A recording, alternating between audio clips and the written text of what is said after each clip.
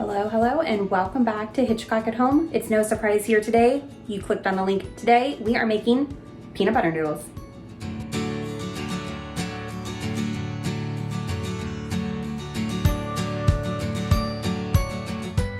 So maybe you're like me and you just absolutely flat out love peanut butter.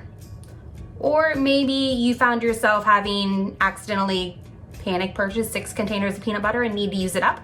So now, wherever you fall on that spectrum of your love of peanut butter, today's recipe is going to be absolutely delicious. It's not, oh my gosh, peanut buttery, but it is really good, and it has a lot of little intricacies that, you know, just once it's all together, just are so good. So now, yes, this is a very full cutting board. I have 12 ingredients out today, and normally I don't have that many out, but I promise this is worth it. So to start, we are going to have some chicken, and of course the chicken here is 100% optional, but we're going to fry up some chicken with salt and pepper. We are going to then saute our onions, add some garlic. We're going to julienne some carrots. Our sauce is going to be primarily made from peanut butter, soy sauce with a splash of sesame oil. We have, for topping, some black sesame seed. We also have some red pepper flakes, and that's going to help give us just a little bit of spice. And to finish, we're going to use some fresh green onion. Now, of course, today we're going to use some ramen. I'm not using the seasoning packet at all, but you can always use some just regular pasta. I've done this with fettuccine and linguine.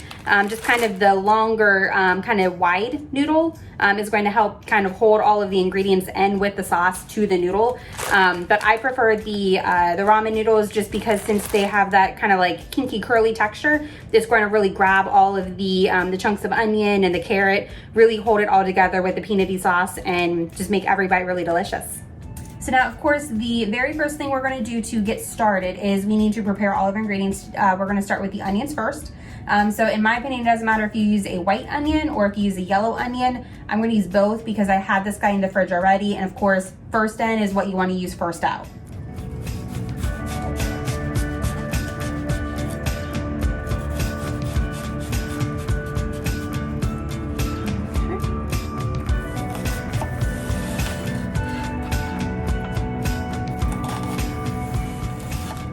Now this is something you really want to lead with the tip of the knife, so that way you don't go too far into the onion.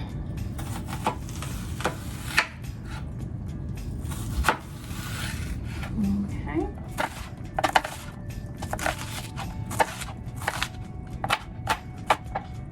And there we go, this is all of our waste.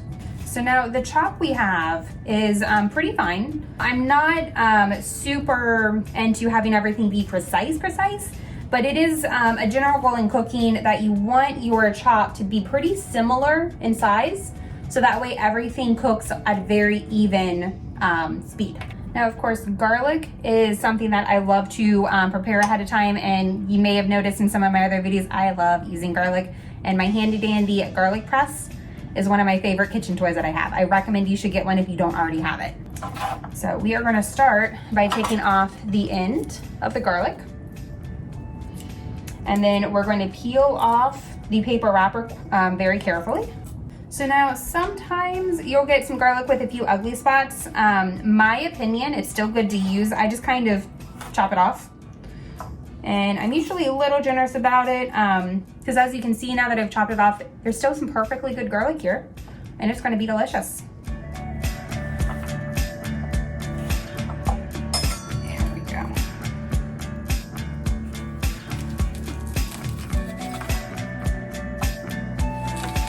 So now we're going to go ahead and chop these green onions. Again, we're not going to actually cook them. They're just going to be kind of garnished on top once the noodles are all combined and cooked.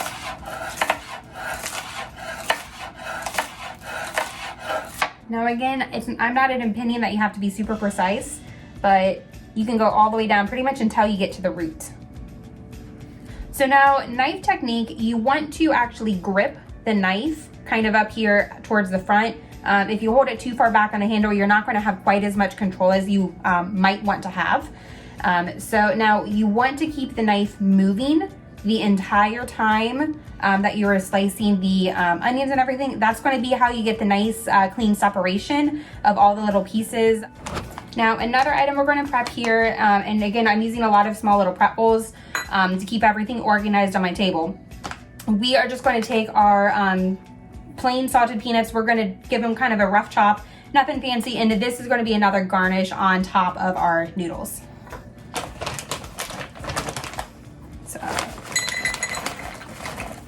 So you don't need a lot. So I have maybe about a 1/4 cup. And we're just gonna give these a rough chop.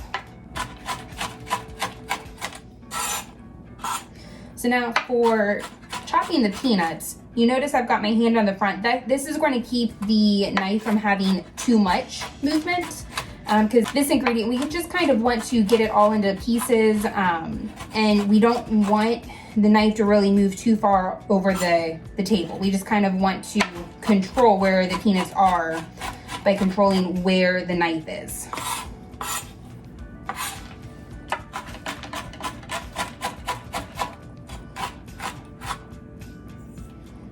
There you go. And now you can see there's still some bigger pieces, but none of these are whole anymore. That's just kind of about what we're looking for, so every bite will have just a little bit of extra crunch. And now one of the last ingredients we're gonna prep is gonna be our baby carrot. You've seen me use these before. I love using baby carrots. I feel like it's really a great cheater vegetable, plus it's a good snack just to have in the fridge. They're already peeled, they're already pretty small. We just need to kind of make them a little more size appropriate for this dish. So now to cut our carrots, we are gonna start by first cutting them in half. We put the flat side down, and we're gonna cut this 2 or 3 more times, and then rotate as best we can, and give that one more slice. So now essentially we have a 1/16 of a carrot, kind of in a nice little matchstick, and that is going to be what we're gonna use today.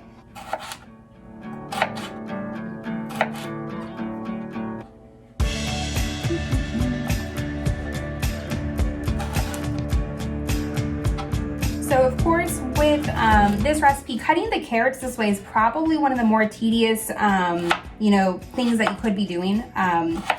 Personally, I do not mind the extra time cutting and prepping the ingredients.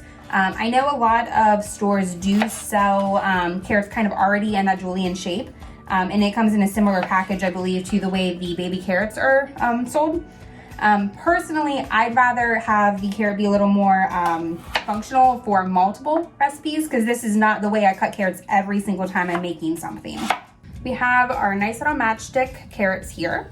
So we have, I think I used about 10 carrots total. I would guesstimate this is about 3/4 to 1 cup. And this is a really nice way to add some extra vegetables, I imagine, into a kid's diet. I'm pretty sure when I was a kid, if you gave me noodles, carrots, and peanut butter all combined, I would have loved it. Let's move on to cook the chicken. Now, of course, the chicken in this recipe, I would say, is completely optional. I am using chicken thighs. I like chicken thighs. I think they have a little bit more, they have a higher fat content, so they have some more juice in them once they're cooked. And they're usually cheaper at the store, so it's like a win-win to me. Now, seasoning these is very basic: salt and pepper, and that's it.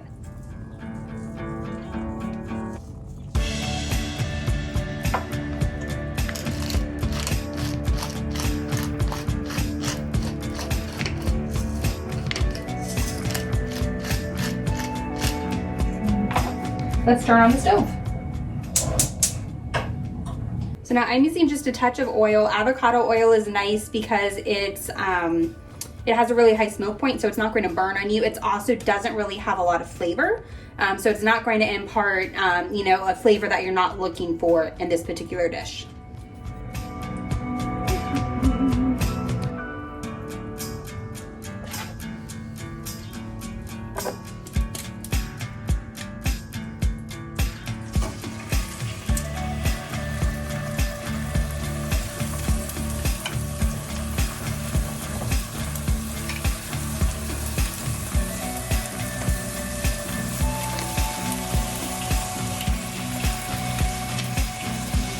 And of course, we want to season both sides of the chicken.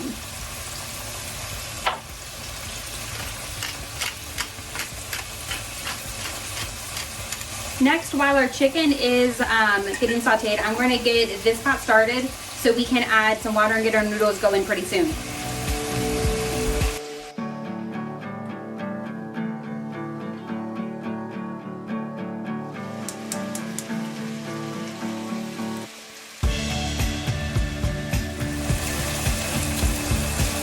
So now our chicken has been cooking for about 3 or 4 minutes. We're going to give every piece a nice flip, so that way it gets cooked all the way through.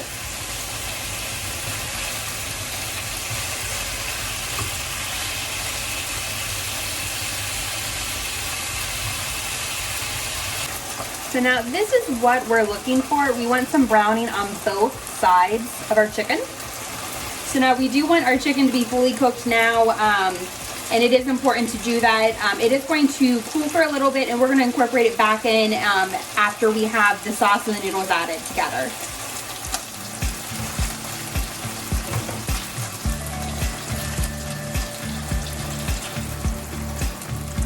So now into our same skillet, we're going to go ahead and add our onions.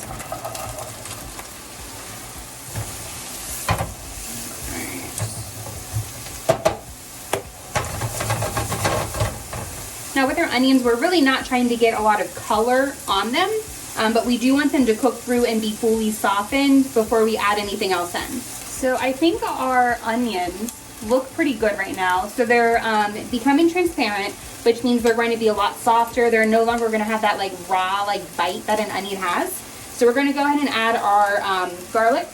Now I didn't mention it earlier, but I do sometimes like to add the crushed ginger, and it makes just a really nice little cube.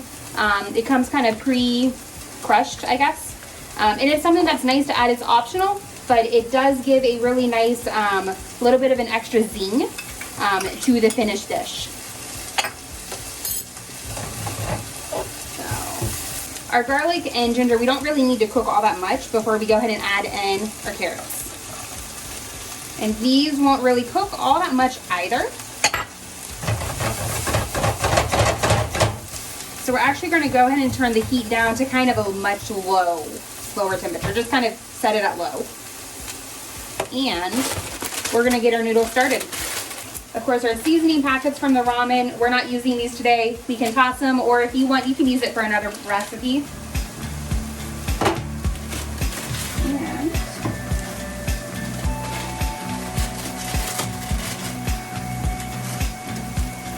So now this next part with the sauce goes a little bit quick. We're going to start with our peanut butter. I don't like to measure because it gets extra dishes dirty. But we're going to use a really big spoonful. I'm going to call this maybe about a 1/4 cup. We're going to add our soy sauce. And for this I'm going to use about 2 to 3 ounces also.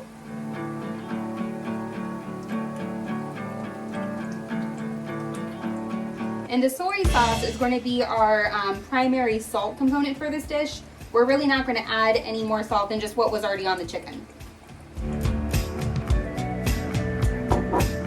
So you can sort of see how the soy sauce is here pooling now, and that's about when we have the bottom of the pan coated, about when we know we have enough. And for a little bit extra flavor, we're going to add some sesame oil. And we only need about a tablespoon of this. This is a very delicious but very potent oil.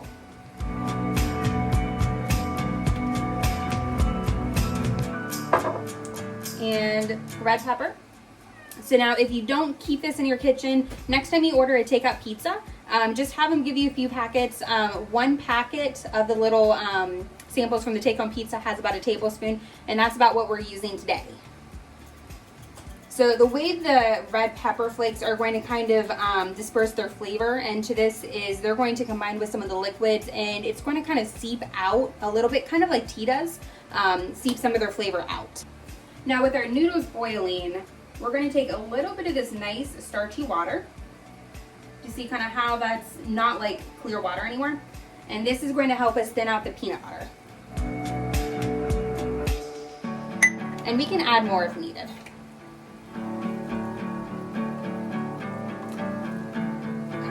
And now at this point, I know the peanut butter looks like this is going to be absolutely terrible. Just hang with me. This is going to smooth itself out as everything warms, and it's going to incorporate beautifully.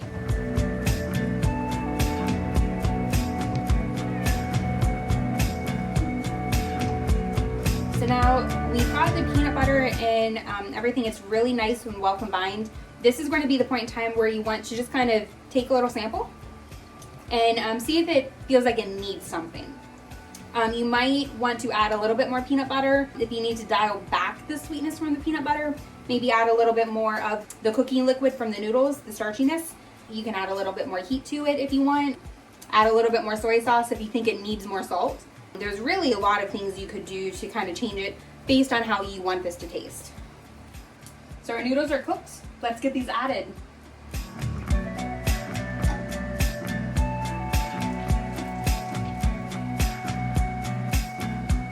Now we didn't forget about the chicken. We're gonna go in, and now that it's rested a little bit, take it off, and we are going to give everything kind of just a nice rough chop. Cut it a few times in each direction. So it's kind of like just bite-sized pieces. And we are going to get this put back into our mixture and get everything just really well incorporated.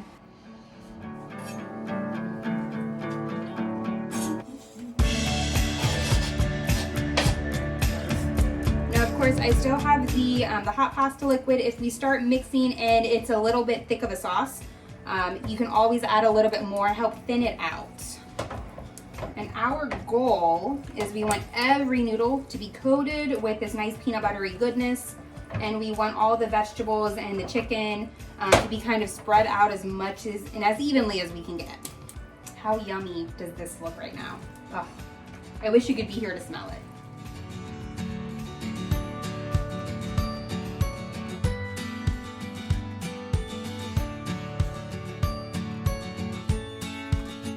Let's get some plated up.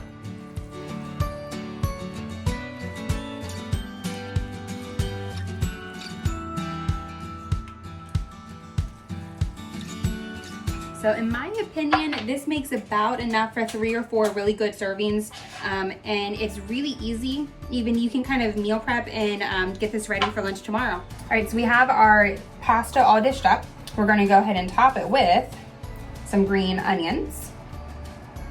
We're gonna top it with some of our chopped peanuts. Get a nice generous amount on here because this is gonna help add some crunch. And sesame seeds. Now, the black ones or the tan ones, I don't think it really matters what you use. The black ones, my favorite thing about them is just the color contrast. Look how delicious this looks right now. Now let's give it a taste. We're gonna try to get a little bit of everything. We want some of the green onions, some of the peanuts, some of the chicken. Bon appetit. This is delicious. So we have a really nice peanut buttery flavor. The carrots still have a bit of crunch to them because we added them right at the end before we turned the temperature down.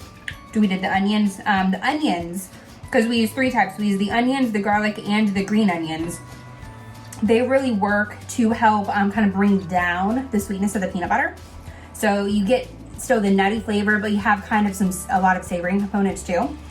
And the peanuts give you that nice crunch. I know I said the ginger is optional, but it gives you a really nice zing in this.